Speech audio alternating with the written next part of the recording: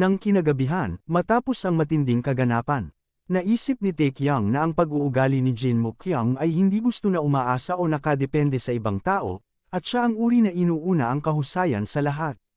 Isang trying hard na klaseng tao na walang ibang ginagawa kundi mag-training. Isa rin siyang psychopath na binubugbog ang kanyang nakababatang kapatid kapag gusto niya.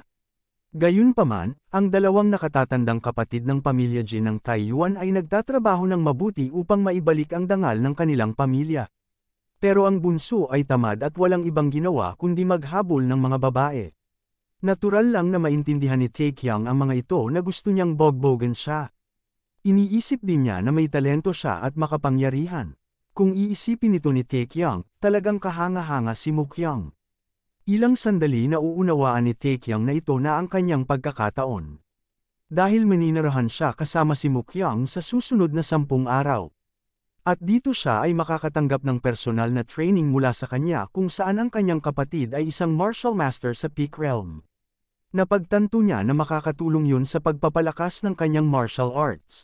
At maaaring handa rin siyang turuan ni Mokyang, lalo na't nagbago na ang kanilang bunsong kapatid. Wika rin niya sa kanyang isip na kailangan na niyang magmadali at lumakas. Sapagkat sa buong panahong ito, halos nagtatagal na lang siya dito at hindi sumusulong. At kung titingnan niya ang kanyang kasalukuyang antas, hindi niya lamang kayang protektahan ang iba, kundi pati na rin ang kanyang sariling buhay. Naisip rin niya na siya ay umusad mula sa third-rate warrior hanggang first-rate warrior. At umabot lamang siya ng halos 2 buwan upang makapunta mula F-rank patungong C-rank.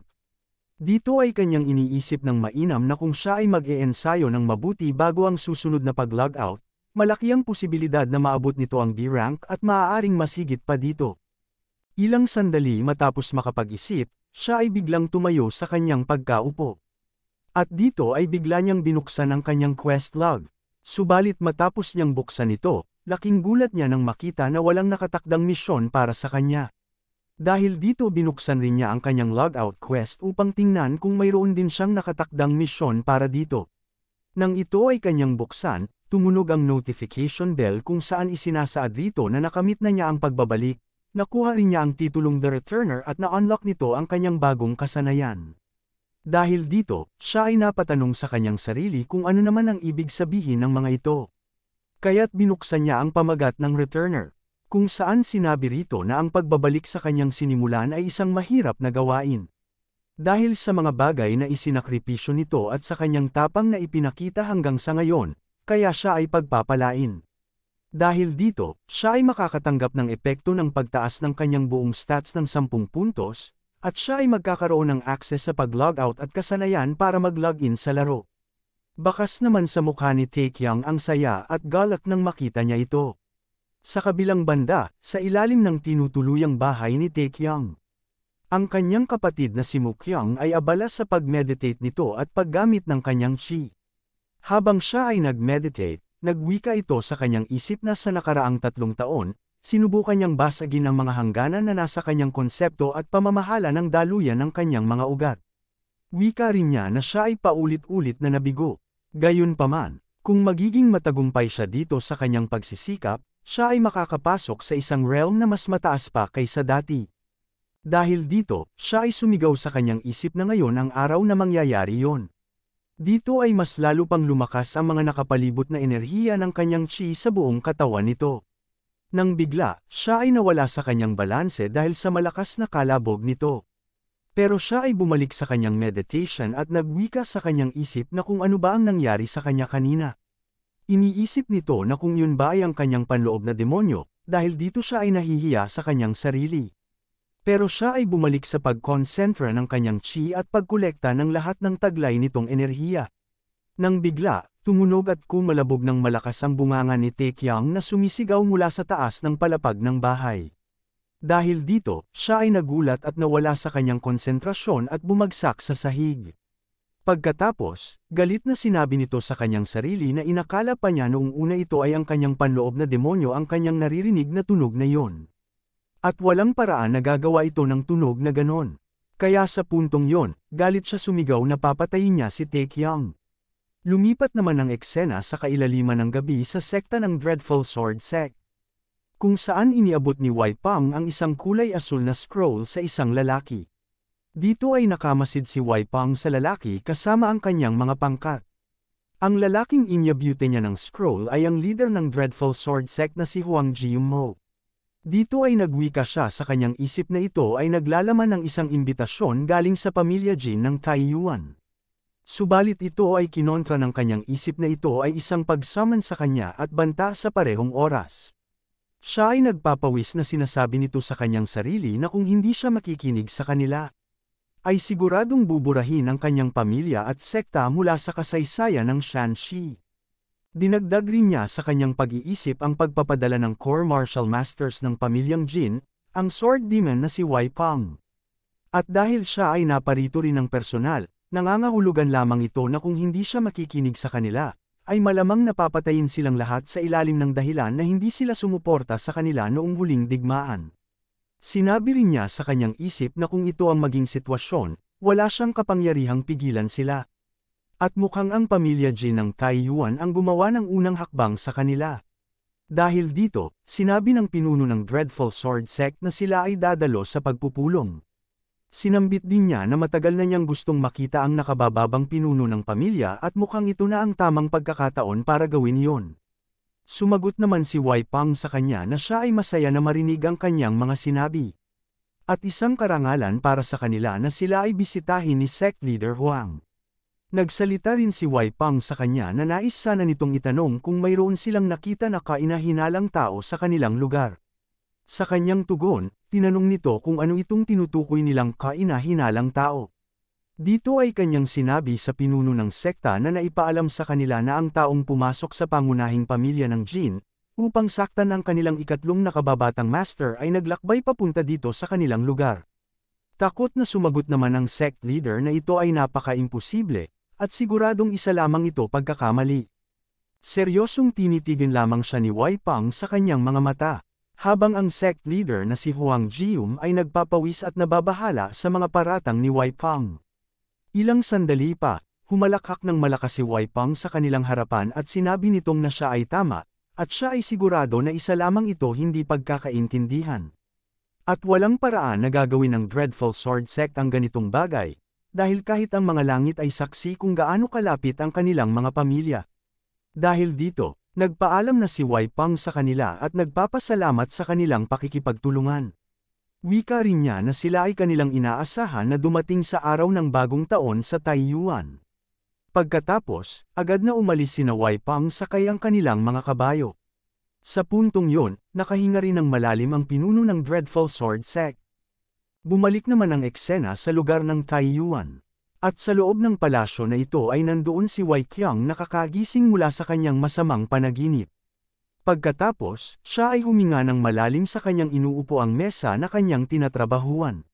Sinabi nito sa kanyang sarili na ang kanyang panaginip ay masyadong masama, at inakala niya na siya ay mamamatay na. Wika rin niya sa kanyang isip na kailangan na niyang magmadali at ayusin ang isyong ito. Dahil kung hindi, siya ay mamamatay na sa pagka-stress dito. Habang siya ay tumitingin sa kanyang mga gawain, sinabi nito sa kanyang sarili na sa darating na bagong taon, kung maisasama niya ang mga sekta ng Merem sa loob ng Shanxi, ay hindi na magiging mahirap pa para sa kanya na dalhin sila sa ilalim ng utos ng pamilyang Jin ng Taiyuan. Wika rin niya sa kanyang isip na kailangan lang niya magtiis hanggang sa makaabot din siya doon.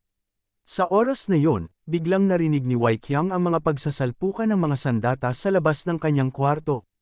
Kaya siya ay tumayo upang buksan ang pintuan ng kanyang terraza, habang ito ay kanyang iniisip kung bakit may ganitong mga tunog sa 10 oras na ng gabi.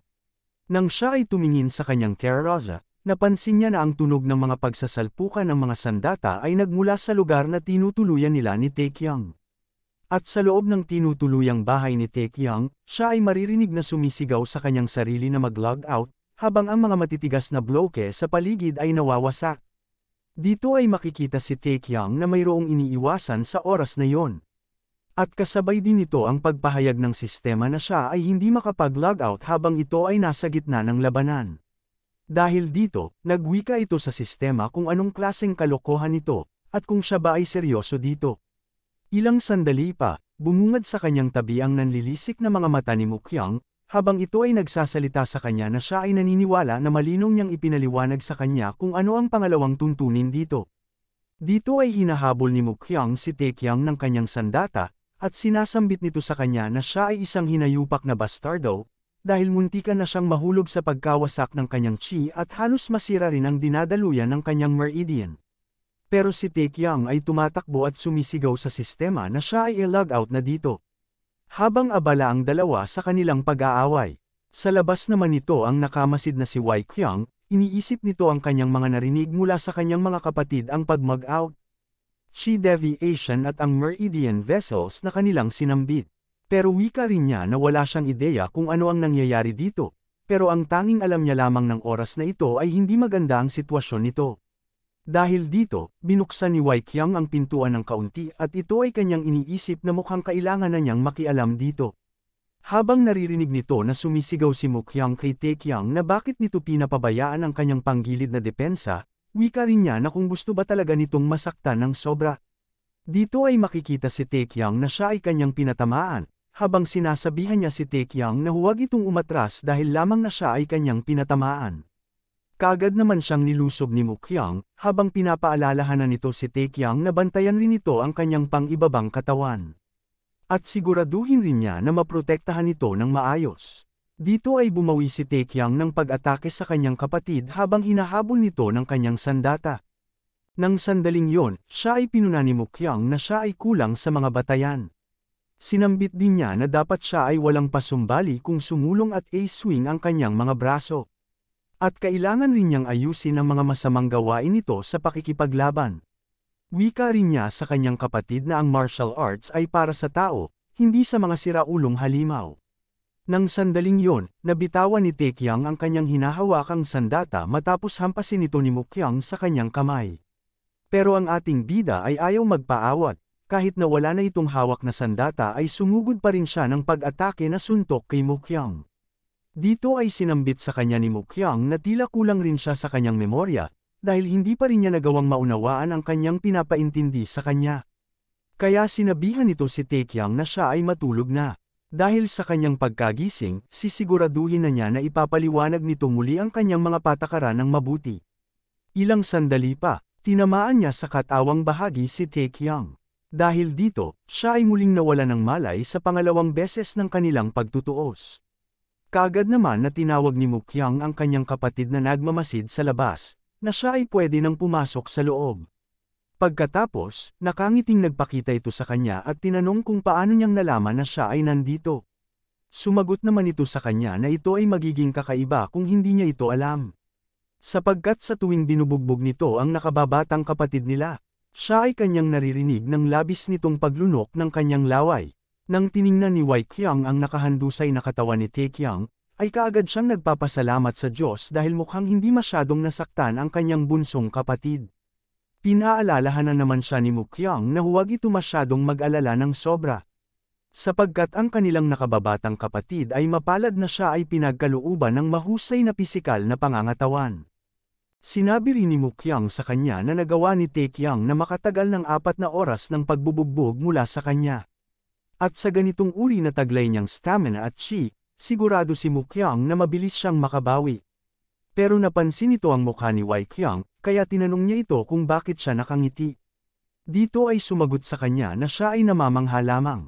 Dahil ito ang kauna-unahang narinig nito sa kanya na pinuri nito ang kanyang nakababatang kapatid.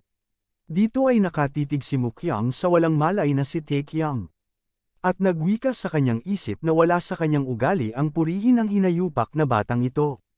Kaya siya ay nainis sa pahayag ni Waikyang at sinabi na hindi niya sinabi ang ganoong bagay.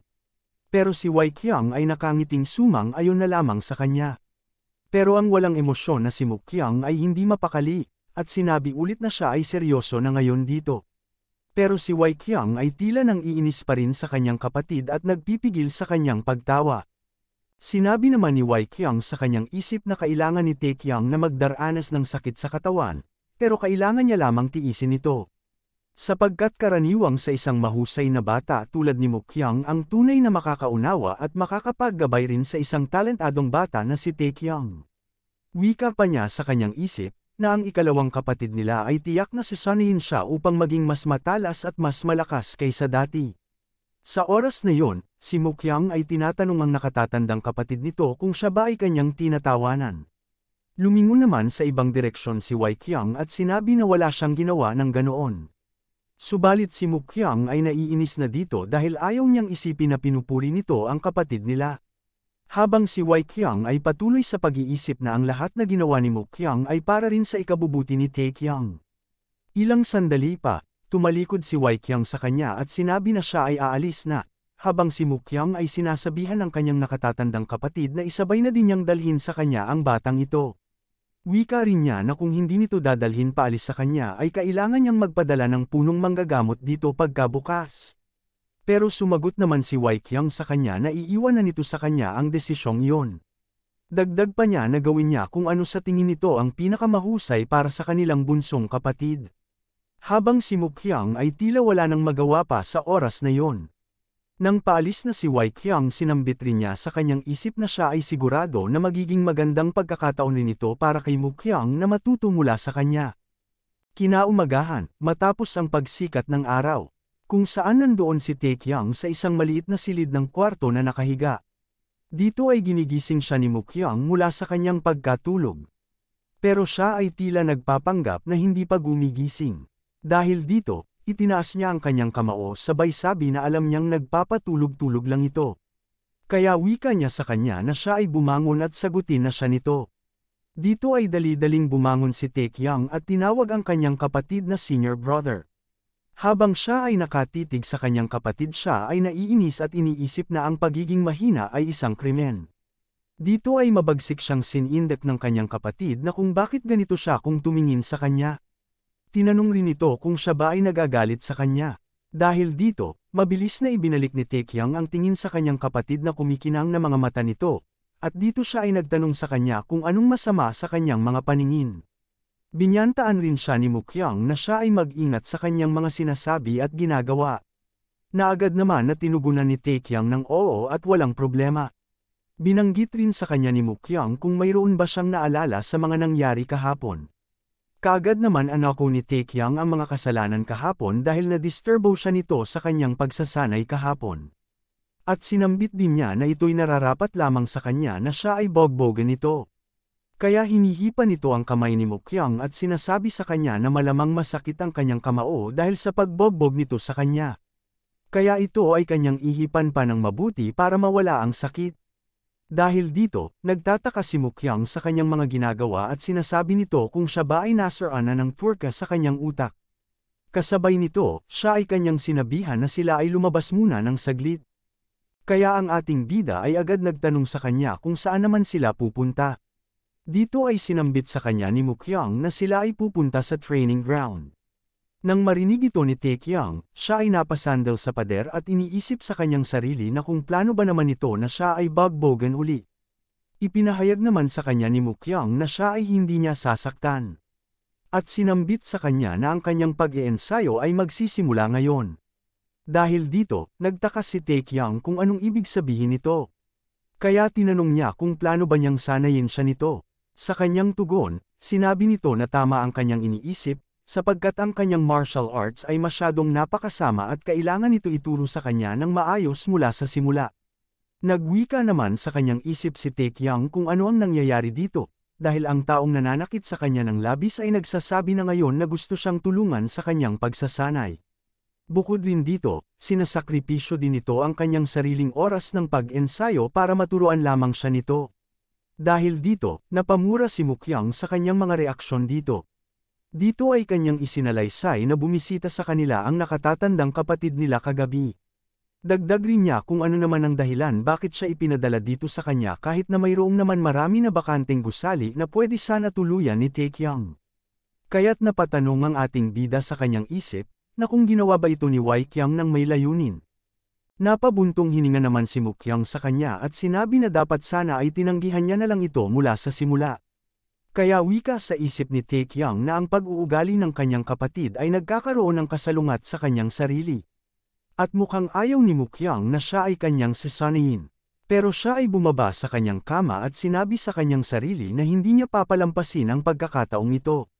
Nang siya ay makababa sa kanyang kama, sinabi nito sa kanyang nakatatandang kapatid na siya ngayon ay nasa kanyang pangangalaga at ikinagagalak nito ang pag-alok na sanayin siya. Pagkatapos, nagsalita sa kanya si Mukyang na siya ay mag-isip ng mabuti bago ito muna sumagot. Dahil hindi niya hahayaan na magiging madali ito para sa kanya.